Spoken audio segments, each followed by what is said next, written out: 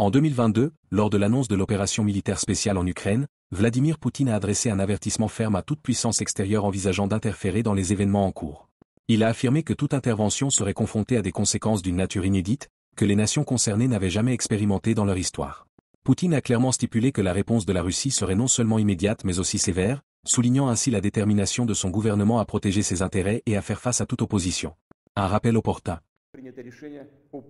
J'ai pris la décision de mener une opération militaire spéciale.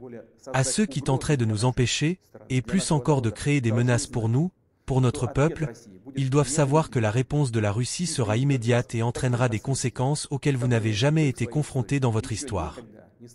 Que pensez-vous de cette déclaration plus de 2 ans après le début de la guerre en Ukraine? Voici une information récente.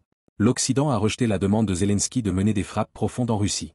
Selon le Washington Post, la demande de Zelensky d'autoriser des frappes en profondeur en Russie n'a guère progressé, dans la mesure où le principal soutien militaire de l'Ukraine, les États-Unis, n'ont pas immédiatement levé leurs restrictions sur l'utilisation d'armes à longue portée. Pensez-vous que l'Occident reviendra sur sa décision, comme cela a été le cas à plusieurs reprises par le passé? Et quelle pourrait être la réaction de la Russie dans ce cas? Quoi qu'il en soit, espérons que tous retrouveront le bon sens et opteront pour la paix le plus rapidement possible.